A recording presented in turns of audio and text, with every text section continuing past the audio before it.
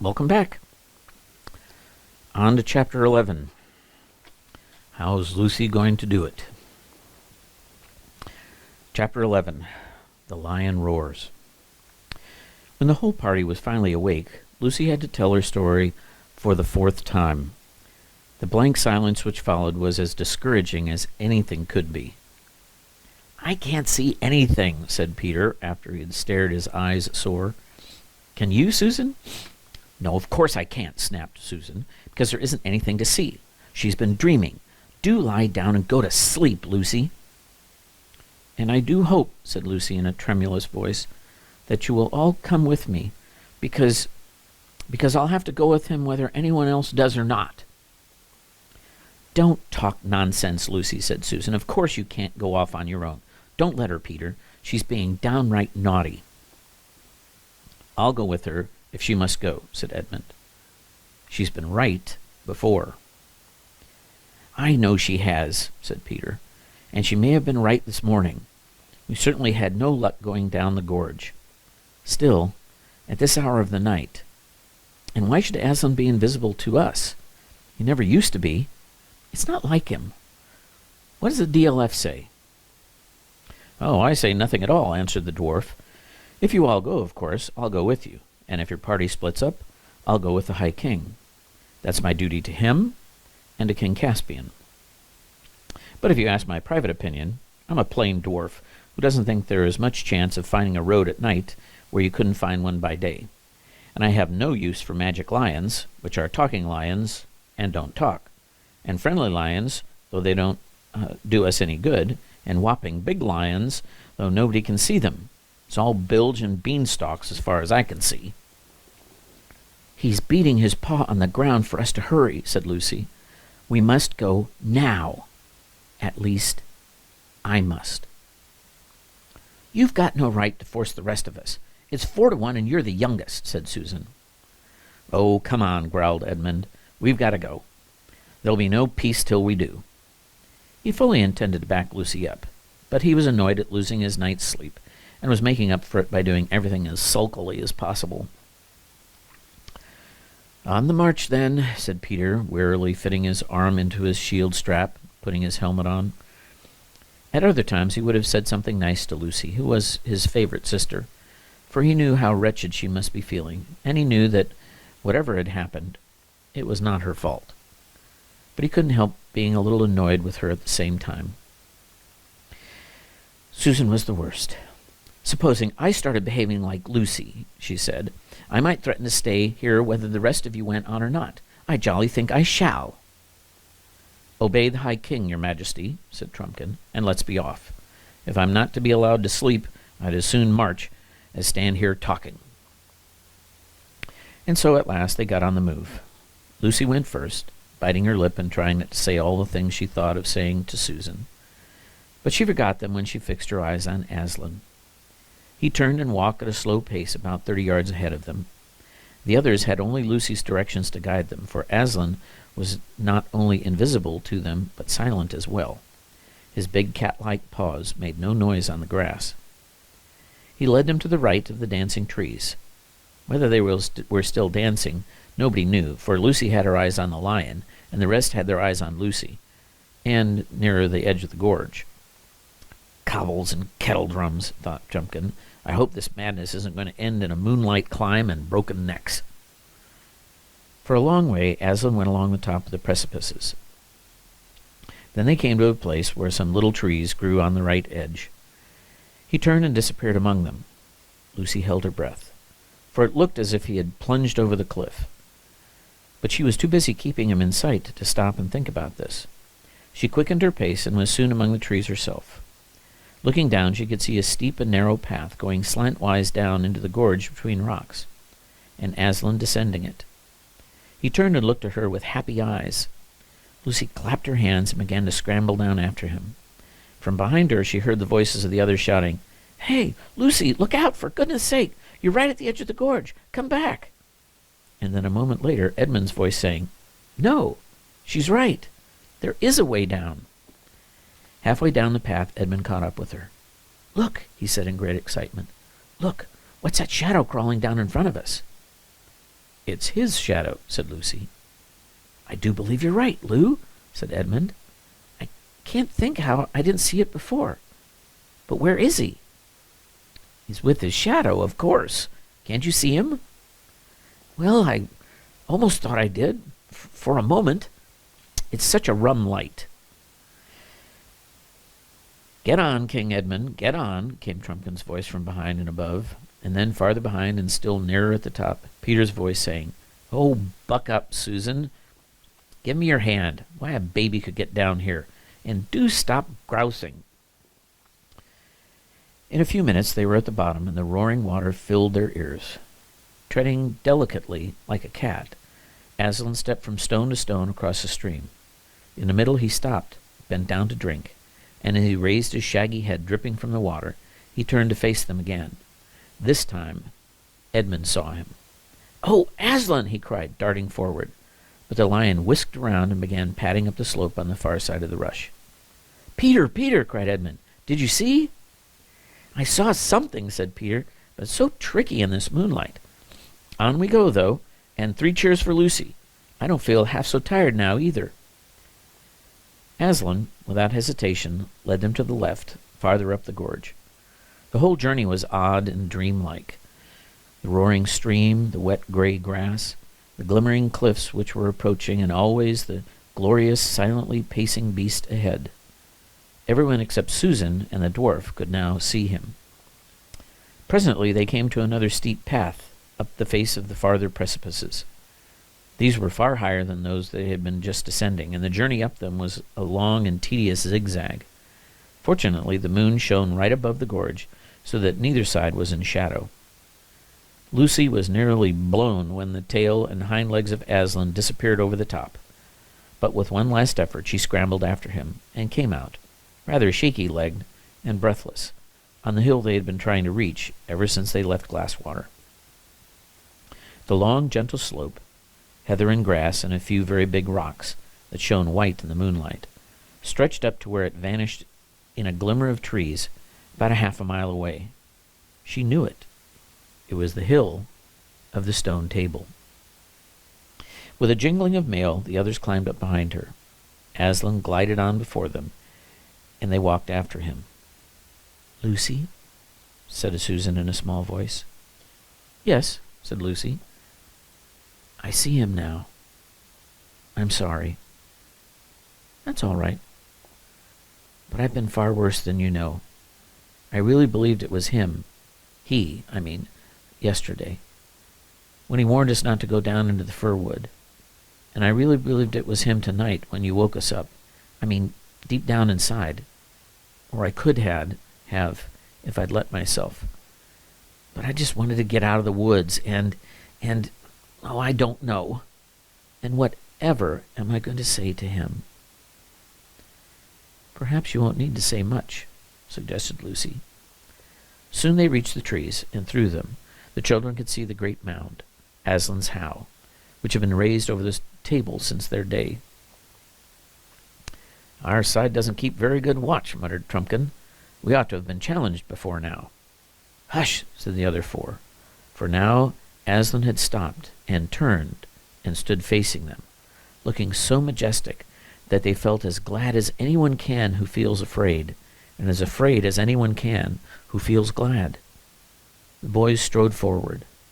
Lucy made way for them, and Susan and the dwarf shrank back. Oh, Aslan, said King Peter, dropping on one knee and raising the lion's heavy paw to his face, I am so glad, and I am so sorry. I've been leading them wrong ever since we started, and especially yesterday morning. My dear son, said Aslan.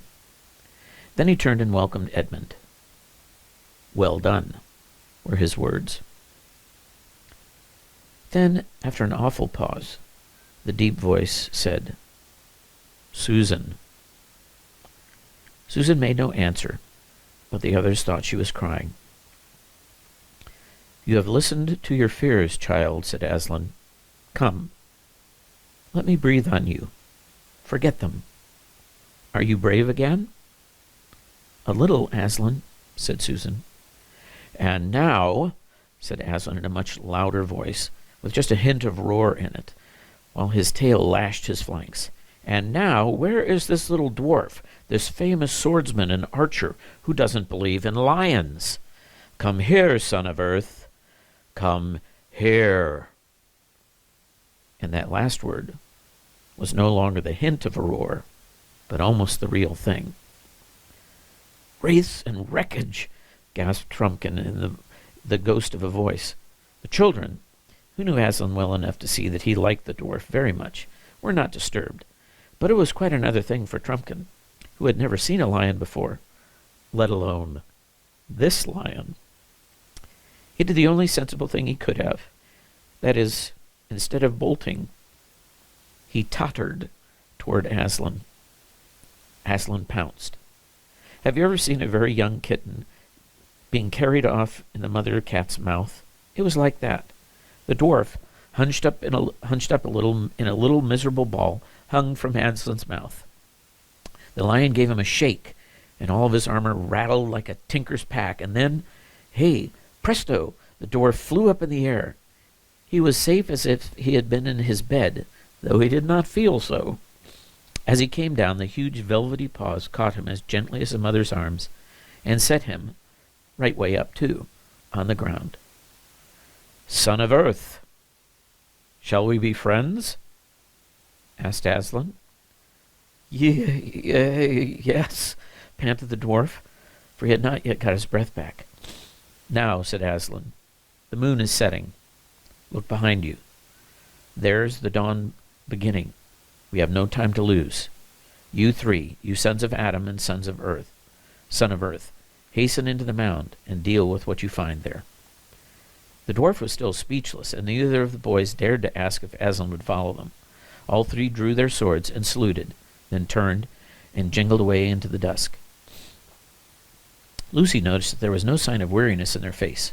Both the High King and King Edmund looked more like men than boys.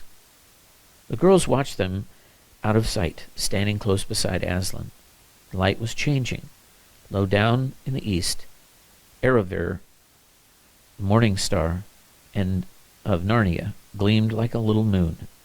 Aslan, who seemed larger than before, lifted his head, shook his mane, and roared. The sound, deep and throbbing at first like an organ, beginning in a low note, rose and became louder, and far louder again, till the earth and the air were shaking with it. It rose up from the hill and floated across all Narnia.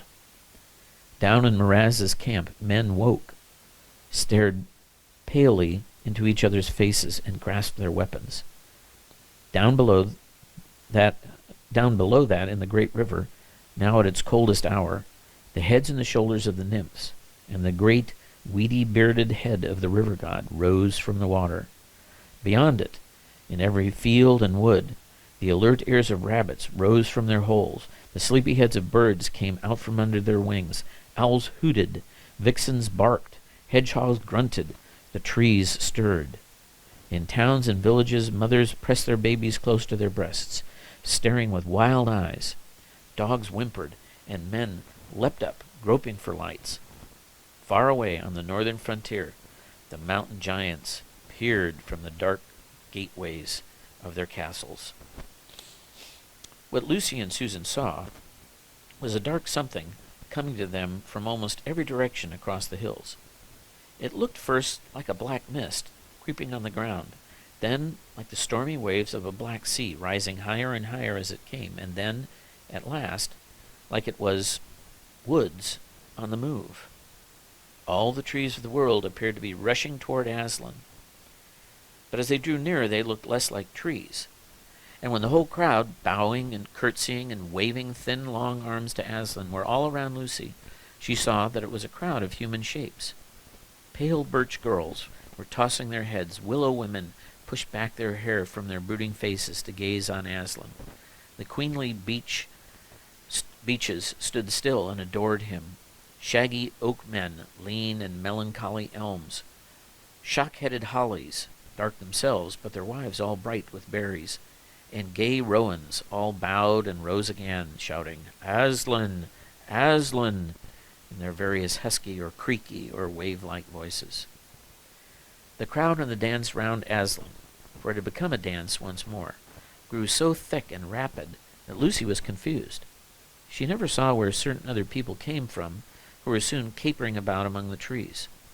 One was a youth, dressed in a fawn skin, with vine leaves wreathed in his curly hair.